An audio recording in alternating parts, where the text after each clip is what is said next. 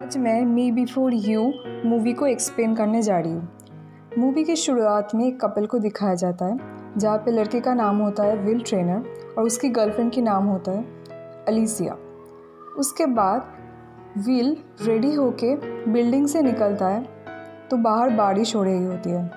अभी road cross करते वक्त विल का मोटरसाइकिल से एक्सीडेंट हो जाता है और फिर स्क्रीन ब्लैकआउट हो जाता है। 2 साल बाद लंदन में एक कैफ़े को दिखाया जाता है जहाँ पे लुइसा क्लार्क नाम की एक लड़की काम कर रही होती है। वो बहुत ही ज़्यादा आउटगोइंग होती है और उसका निकनेम होता है लू और वो बहुत अच्छे से अपने कस्टमर्स को संभाल रही होती है। जब सारे कस्टमर्स चले जाते हैं तभी वहाँ का ओनर आता है और उस कैफ़े को बंद कर देता है और लू को जॉब से निकाल देता है। लू जब घर आती है और अपने परिवार को जॉब छूट जाने के बारे में बताती है तो सभी बहुत ही ज़्यादा परेशान हो जाते हैं क्योंकि उनका फाइनेंशियल कंडीशन अच्छा नहीं होता और लू का कमाना बहुत ही ज़रूरी था उनके लिए। लू के घर में उसकी माँ जोसी, उसके पिता बर्नर्ड, उसके ग्रैंडडैड, उसकी बड़ी बहन कटरीना और कटरीना का बेटा थॉमस रहता है। इस सीन में हम देखते हैं कि लू अपने बॉयफ्रेंड पैट्रिक से मिलता है जो कि एक फ़िज़िकल ट्रेनर होता है और वो दोनों एक दूसरे को 7 साल से डेट कर रहे होते हैं। लू अपने जॉब छूट जाने के बारे में पैट्रिक को बताता है तो पैट्रिक उसे मोटिवेट करता है और उसे जॉब सेंटर जाके जॉब ढूंढने के बारे में सजेस्ट करता है। अगले दिन लू जॉब सेंटर जाती है और वहाँ पे जॉब ढूंढने लग जाती है। पहले तो उसके लिए कोई जॉब नहीं मिल रहा होता क्योंकि वो किसी के भी लिए एलिजिबल नहीं होती है। फिर बहुत ढूंढने के बाद एक जॉब मिलता है जिसके लिए वो एलिजिबल होती है और वो बहुत खुश हो जाती है। ये जॉब 6 महीने की होती है और इस जॉब में एक डिसेबल्ड आदमी की देखभाल करनी होगी और सैलरी भी बहुत अच्छी है। लू इस जॉब के लिए एलिजिबल होती है और वो फ़ौरन अप्लाई कर देती है इस जॉब के लिए। नेक्स्ट दिन वो रेडी होकर जॉब लोकेशन पे पहुंच जाती है इंटरव्यू देने के लिए। वहाँ पर मिसेस कैमिला ट्रेनर लू को अंदर ले जाती है और उसका इंटरव्यू लेती है। इंटरव्यू देते वक्त लू काफ़ी ज़्यादा नर्वस हो जाती है और वो तभी रियलाइज़ करती है कि उसकी स्कर्ट साइड से फट जाती है। लू सिचुएशन को जैसे तैसे हैंडल करती है और अपना इंटरव्यू कंटिन्यू करती है। इंटरव्यू देते वक्त लू को कैमिला से पता चलता है कि ये डिसेबल्ड आदमी उनके हस्बैंड नहीं उनका बेटा होता है। तभी वहाँ पे कैमिला के हस्बैंड स्टीवन ट्रेनर आते हैं और लू को ग्रीट करते हैं। कैमिला लू को जॉब ऑफर करती है और लू फ़ौरन मान जाती है इस जॉब के लिए। फिर कैमिला लू को अपने बेटे विल ट्रेनर के पास ले जाती है उसे इंट्रोड्यूस कराने। फिर लू को देखते ही बहुत ही अजीब तरीके से बिहेव करने लग जाता है जिसे देखकर लू को बहुत ही ऑकवर्ड फील होता है।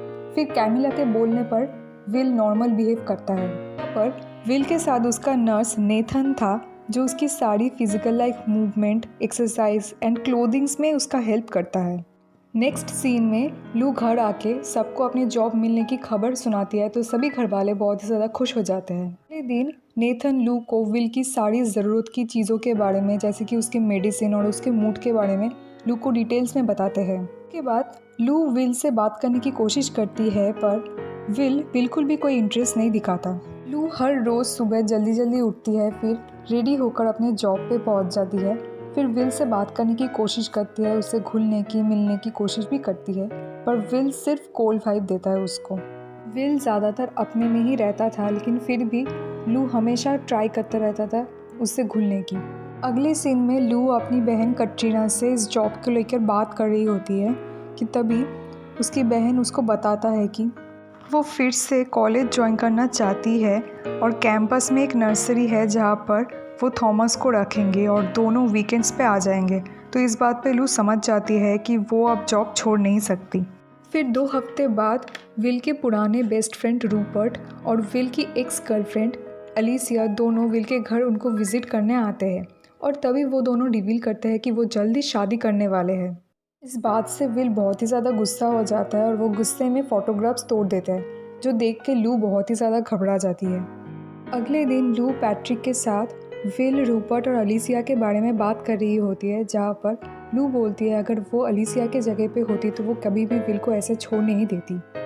पर पैट्रिक बोलता है कि किसी को भी अच्छा नहीं लगेगा कि कोई उस पर दया करके उसके साथ रिलेशनशिप में रहे। नेक्स्ट डे जब लू फ़ोटो फ्रेम्स को फिक्स करने की कोशिश कर रही होती है तब विल वहाँ पे आ जाता है और वो बहुत ही ज़्यादा गुस्सा हो जाता है। फिर लू और विल में कहासुनी हो जाती है।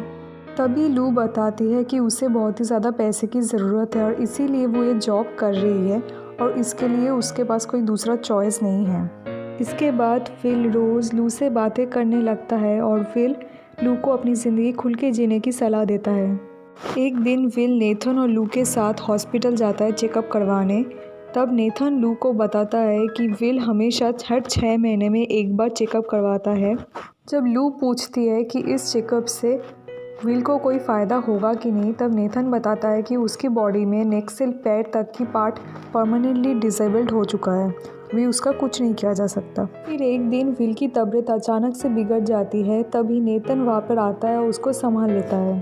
तभी लू नेथन की हेल्प करते वक्त विल की रिस्ट पे स्कार्स देख लेती है। उसी दिन जब विल सो जाता है रात को, तब लू विल के लैपटॉप में एक वीडियो प्ले करती है जहाँ पर वो विल के एक्सीडेंट के पहले की लाइफस्टाइल को देखती है। नेक्स्ट सीन में दिखाया जाता है कि लू और विल एक दूसरे से काफ़ी घुल मिल चुके हैं और वो दोनों एक दूसरे से बातें कर रहे होते हैं, जहाँ पर लू बोलती है कि वो मैनचेस्टर जाना चाहती थी फैशन पढ़ने के लिए, पर वो हो नहीं पाया उनकी फाइनेंशियल कंडीशन ख़राब होने की वजह से। उसके बाद लू विल की दाढ़ी को शेप कर देती है। उसी दिन लू मिस्टर एंड मिसेस ट्रेनर को झगड़ते हुए सुन लेती है, जहाँ पर लू को पता चलता है कि विल ने अपने पेरेंट्स को 6 महीने की टाइम दिया है और इस बीच अगर उसका मन नहीं बदलेगा तो वो फिर से असिस्टेड सुइसाइड करके डेथ को एक्सेप्ट कर लेगा।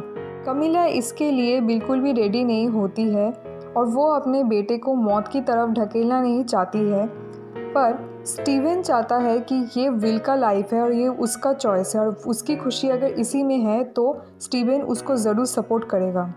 और उनको इस बात की कोई गारंटी नहीं है कि लू विल की माइंड चेंज कर पाएगा या नहीं। उसके बाद लू अपने बहन के साथ ये सारी सिचुएशन को डिस्कस करती है और वो बोलती है कि वो ये जॉब छोड़ देना चाहती है। तब कटरीना बोलती है कि अगर सिर्फ इतना ही टाइम बचा है, फिर लू को इस टाइम में वो सब कुछ करना चाहिए जिससे कि विल को खुशी मिल सके और उसका माइंड चेंज हो जाए, जैसे कि ट्रिप प्लान करना, घूमने जाना, स्काई डाइविंग, उसे अलग अलग जगह ले जाना, उसे खुशी देना। फिर लू बहुत सारी रिसर्च करती है और बहुत सारा प्लान बनाती है और विल के पेरेंट्स भी इन सारी चीज़ों के लिए मान जाती है। एक दिन विल, लू और नेथन हॉर्स रेसिंग देखने जाता है। फिर दूसरे दिन लू और विल क्लासिकल म्यूज़िक कॉन्सर्ट में जाते हैं। अगले सीन में दिखाया जाता है कि लू विल को अपने बर्थडे के लिए इनवाइट करती है, क्योंकि लू की पेरेंट्स और उसकी बॉयफ्रेंड पैट्रिक विल से मिलना चाहते हैं, पर लू मना कर देती है क्योंकि उसे लगता है विल को लोगों के बीच में खाना खाना अच्छा नहीं लगता होगा। पर विल लू के बर्थडे पे आने के लिए राज़ी हो जाता है। फिर बर्थडे के दिन विल लू के घर जाता है, जहाँ पर विल लू के परिवार और पैट्रिक से मिलता है। पैट्रिक लू और विल की नज़दीकियाँ देखकर काफ़ी ज़्यादा जेलसी फील करता है। केक कट करने के बाद सभी घर वाले और पैट्रिक लू को गिफ्ट्स देते हैं और विल भी गिफ्ट लाया था, जो देखकर लू बहुत ही ज़्यादा खुश हो जाते हैं। फिर सेलिब्रेशन ख़त्म होने के बाद विल घर वापस चला जाता है। अगले दिन विल को रूपर्ट और अलिसिया की वेडिंग इन्विटेशन मिलता है। विल लू को बताता है कि वो अपनी पिछली लाइफ को बहुत मिस करता है। वो पेरिस जाना चाहता है और वापस से अपनी सारी पुरानी चीज़ों को एक्सपीरियंस करना चाहता है, पर ऐसे व्हील चेयर पर नहीं, वो नॉर्मल होना चाहता है, पर जो कि अब ये पॉसिबल नहीं है। लू जब घर वापस जाती है तब उसे पता चलता है कि उसकी डैड की जॉब लग जाती है। पहले तो वो बहुत ज़्यादा खुश होती है, पर उसे जैसे ही पता चलता है कि ये जॉब विल ने दी है तो उसे काफ़ी अजीब लगता है। लू जब विल से इस बारे में बात करती है तब विल बोलता है लू के डैड को जॉब चाहिए था और उनके कैसल में मेंटेनेंस के लिए कोई मैनेजर चाहिए था, और अब जब लू अपनी ज़िंदगी में आगे बढ़ सकती है क्योंकि उसे अपने फैमिली के लिए सैक्रिफाइस नहीं करना पड़ेगा।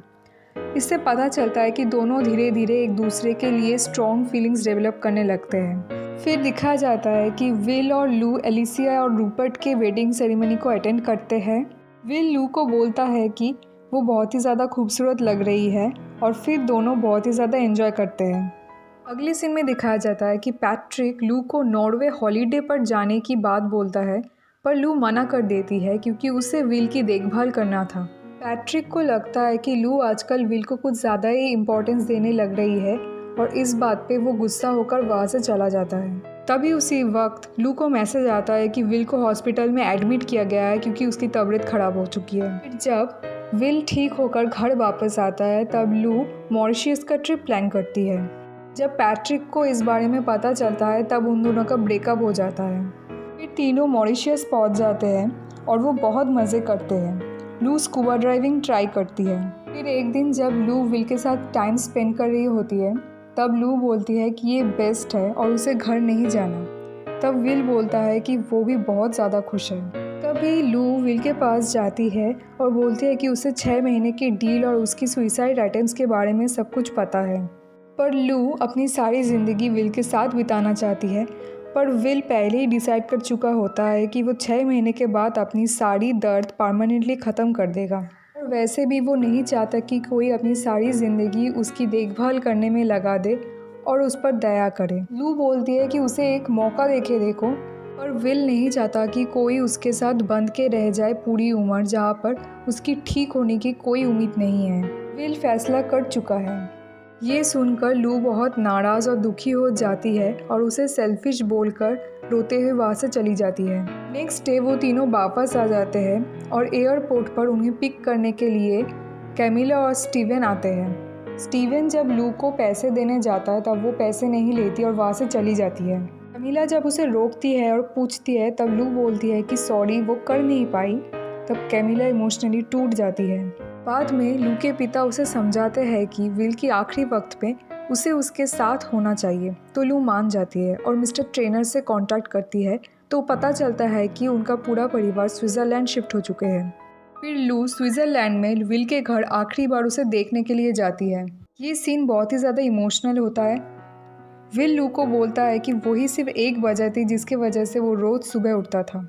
फिर विल की मौत की बात कुछ हफ्ते के बाद की सीन को दिखाया जाता है, जहाँ पर लू पेरिस में विल की फेवरेट कैफ़े में बैठी रहती है और वहाँ पर विल का दिया हुआ एक लेटर पढ़ती है। विल बताता है कि उसने लू के लिए इनफ मनी रखा है ताकि वो अपनी ड्रीम्स को फॉलो कर सकती है। विल के कुछ आखिरी शब्द होते हैं, keep pushing and just live. तो ये थी मी बिफोर यू मूवी की कहानी। अगर आपको ये एक्सप्लेनेशन पसंद आई आप इस चैनल को सब्सक्राइब कीजिए, लाइक कीजिए, कमेंट कीजिए और ज़्यादा से ज़्यादा अपने दोस्तों के साथ इस वीडियो को शेयर कीजिए। तब तक के लिए स्टे सेफ एंड हैप्पी।